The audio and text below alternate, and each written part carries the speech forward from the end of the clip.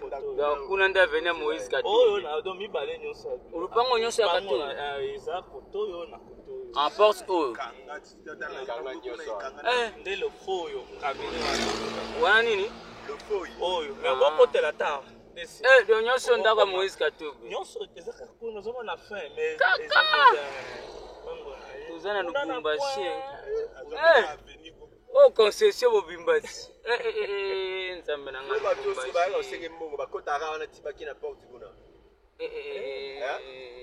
So comme on parle là banda ko eba ola ndako. Ako banda do banda weze bele na kati wana. Oyeba te soko la na ndako ni. Non. Donc ndako Moïse Katumbi. On est ataka propre nyonso ka bien. Donc nakata lupangu moko atongi ndako nyonso ndenge moko. Même confort. Donc on la ndako oyo meyo leki okota na ko kuna. Oleki to kala na oyo ale. Tout la musa kimi. Ba politicien. Asalira ndenge moko na baba na ba muyambo. Ba muyambo baba kungo. Na lopa na yo kutaka ka banda ata 7 ata 6 ya bien. Ya ndenge moko. Kema tata pasa la ya sa una. Na mituka. Lela zola la to o ba se ya la la ka suko. Donc place à Okendolala et dépend kana ye moko. Na muta sécurité na ye proche. Même confort. C'est ça ma distance, ça n'a pas besoin aucun dégât pour moko kuna. OK. C'est quand vous avez élargi les champs. Mais à taper ceux qui va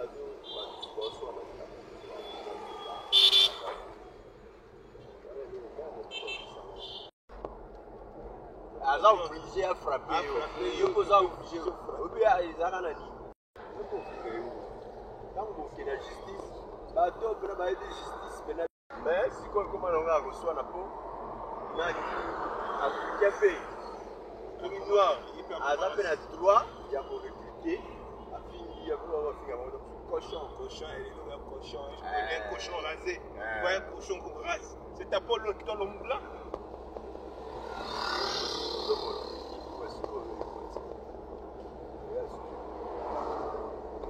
Il y a des gens racistes. Lubumbashi wa tashi.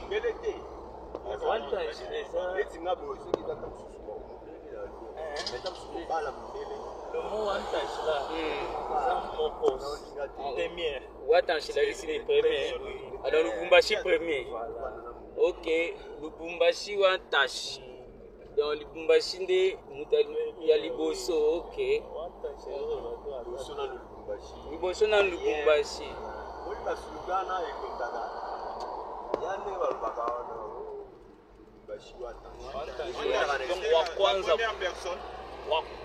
D'abord, donc des pegana kisangana na pita bulaya kisangana l'équipe partout ndengo pe awa na Lubumbashi wantashi malam Kasai wa balenge non Kasai Kasai wa balenge là eza bo biso to ba Kasai bato baloba za balenge le eza bato ola baza mibali biso le wa balenge là bakushita dimino eza nini soki boza na posa ozwa vraiment asi ya bien oluka mobali ya nani nde akobongisa vraiment donc kuna nda venir Moïse Katumbi. Oh na do mi bale nyonso. Ulupango nyonso ya Katumbi. Eza koto yo na koto yo. En porte oyo. Nde le faux yo kabine wana. Wana nini? Le faux oyo. Mais boko tela ta. Do nyonso ndaka Moïse Katumbi. Nyonso eza kuna zomo na fin mais tozana Lubumbashi. Oh concession bobimbati. Nzambe na nga. Batosi ba ka osenge mbongo bakota ka wana tibaki na porte kuna. So comme on parle là banda ko eba ola ndako. Ako banda do banda weze bele na kati wana. Oyeba te soko la na ndako ni. Non. Donc ndaka Moïse Katumbi. On est ataka propre nyonso ka bien. Donc nakata lupangu moko atongi ndako nyonso ndenge moko. même confort. Lokola la ndako oyo mais oleki ye okota na ko kuna oleki to kala na oyo ale tout la musa kimi ba politicien asalira ndenge moko na baba na ba muyambo ba muyambo baba kungo na lokolo na yo kokutaka ka banda ta 7 ta 6 ya bien ya ndenge moko kema tata pasala ngo ya sango na mituka lelo azolala to okasi yalala kasuko jo place akendolala et dépend kana ye moko na muta sécurité na ye proche ndenge moko biloko nyonso eza même confort. C'est ça pas distance, ça n'a pas besoin. Ok, n'a pas besoin. Moko kuna. Ok. Lali na ndako nini? Vraiment. Lubumbashi. Bon, ça fait aussi partie à la sécurité. Hein. Oui. Autant si vous avez un batu, même salon, yo kasaka za kasika moko. Nzoka oyeba iso to mimi na shamba na nini.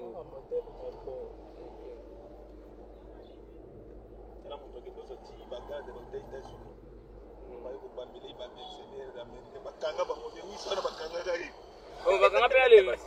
Mais oui, ça n'a pas qu'un Amérique et Tomboga, à quel moment le gouvernement Kabila fait la frappe.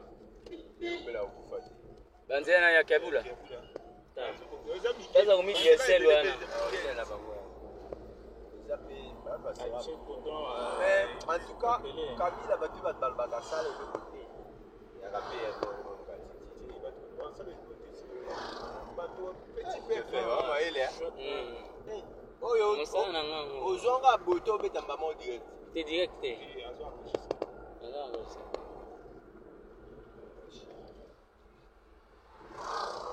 Et si comme ça va oh non va ni. Ça va bien, ça va la Kabula. Ça va période de fatigue. Onyo soba ponyo c'est ça va ti, ça va la fatigue. Fatigue mutabongisi bilo bakatangi za kasai. Yo lo za kasai sur le.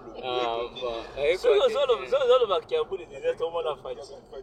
Oui, puis c'est un côté qui a la fatigue. Au moni problème est rani. Congolais a une neutralité à yébi. Il y a une neutralité. Il faut appeler ça l'information et pas changer. Il y a un monde qui a Kasai soki azolo Kasai soki azolo ba. Moni ndenge Moïse ah, 1 litre essence combien? C'est quoi la gambe ça?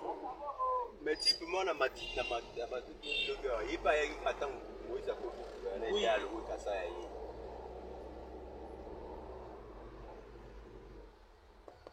Oui na époque Moïse gouverneur. Ndenge akini na kapesa to monde. Moïse peut balobi il y a quoi ça qui va homme d'affaires. Atiki mo liberté na population na ba kabiteka teka ba moni ba mwana. To azo botiga. Na mama brick. Na ba corbière o ya kokende il faut que ya ye.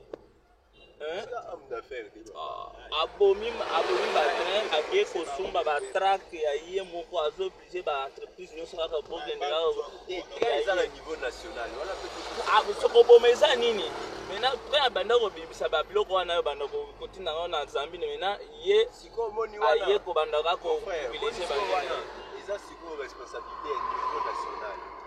À l'époque, il était lui, il vivait un gouverneur, donc pour dire qu'il était comme un président, puisqu'il était enfant chéri à président. Il y a un ancien président Kabila. Il a donné l'ultimatum au ministre. C'est pour la toute première fois un gouverneur qui dépensait $100,000 et tu cherches maintenant votre population. Est-ce qu'on peut dire que Basso de Koufa est responsable? Non, ça sera il est venu au pouvoir. Et la logique. Bazana ba, au moins Bazana ba influence au yonne de quoi le dit c'est possible. Mais logiquement, pour le bagage c'est dit à lui et aussi pas dit. Oui, parce que entreprise comme on SNCC, sa responsabilité. Non, yokana na ndenge tolobi abomi ezani. SNCC abanda ozomona babiloko nyonso ya bamining nyonso na baminerie nini fo ebimas ebima ekende Zambie esalaka boye train aobanda komema biloko wana mbongo ezokota maintenant asali maintenant système ya batrac c'est ça. Batrac na ye wana ebomi déjà ekufaka te ezalaka kofonctionne nango normal bazangaki nde bamarché marché ebandaka kokende maintenant batrac wana epesaka mbongo epesaka mbongo na nani na SNCC quand lui faisait ça batrain ezalaki ezofonctionne normal bazanga marché mingi te etikali donc très rare et puis tant on a batrain la seule solution il faut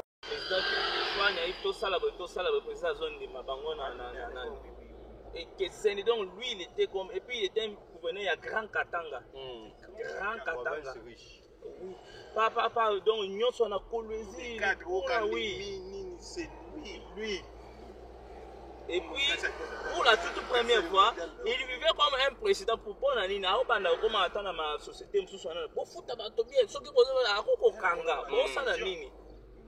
il avait vraiment, bon, je ne sais pas, c'est un peu différent. Il n'avait pas la présidence. Au niveau national, il a accepté. Il était enfant chéri à Joseph.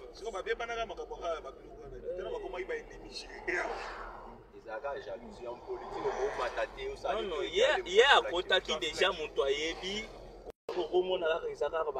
ceux qui basent à Chinois,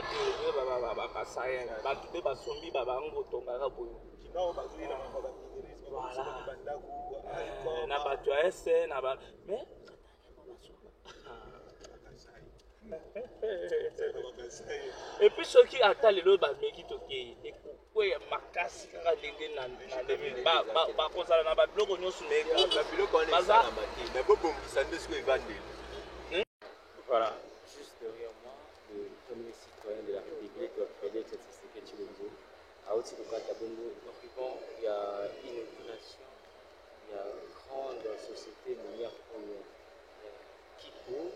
Après 33 ans, il y a non-activité, après 33 ans, depuis l'entreprise Pro est à la faillite. Aujourd'hui, le premier citoyen de la République vient de l'inaugurer, question de relancer les activités. Il y a entreprise Pro. Nous sommes dans le territoire de Kipushi, comme vous le remarquez, dans la grande province du Haut-Katanga. À 35 km le chef de l'État vient là d'inaugurer cette grande entreprise de nous allons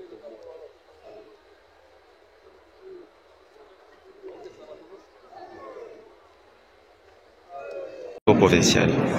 Les difficultés, c'est Kinshasa qui étouffe le fonctionnement des institutions provinciales par la non-rétrocession de ce qu'on doit rétrocéder en province. Les provinces produisent, on envoie l'argent à Kinshasa, mais Kinshasa a difficile à rétrocéder. Raison pour laquelle vous allez voir que même les députés provinciaux ne sont pas rémunérés quand il le faut. Et quand les députés ne sont pas rémunérés quand il le faut, quel travail voulez-vous qu'ils puissent produire? Et voir même la rétrocession sur le plan fonctionnement des institutions provinciales. Comment voulez-vous que l'exécutif puisse réaliser ce qu'on a eu à voter dans les édits budgétaires. Donc voilà, ça c'est la grande difficulté.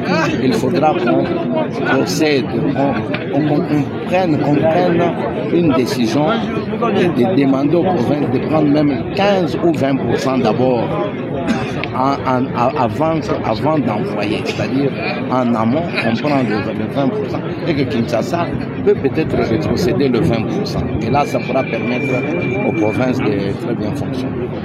Merci beaucoup, Nora. C'est moi qui le fais en tant que membre de l'organe délibérant de la province, en tant que député provincial, raison pour laquelle vous me voyez ici à l'accueil du chef de l'État.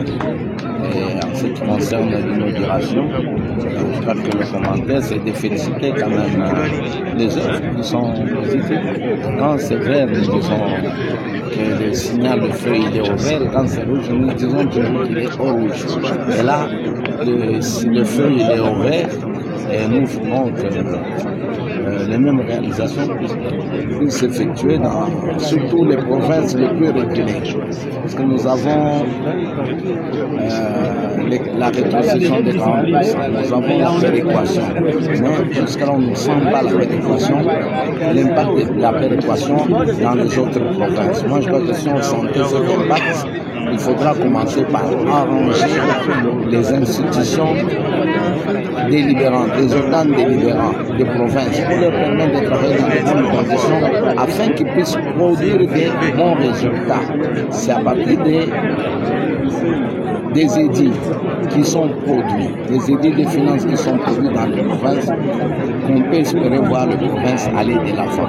Mais comment est-ce qu'on peut produire des bons édits? C'est quand on travaille dans de bonnes conditions. Donc voilà un peu ce que je peux donner peut-être comme recommandation. Il faudra que les mêmes réalisations aient se faire ici dans les provinces. On peut se voir aussi dans les autres provinces. Et là, c'est le gouvernement central qui a ce devoir-là d'appuyer les autres.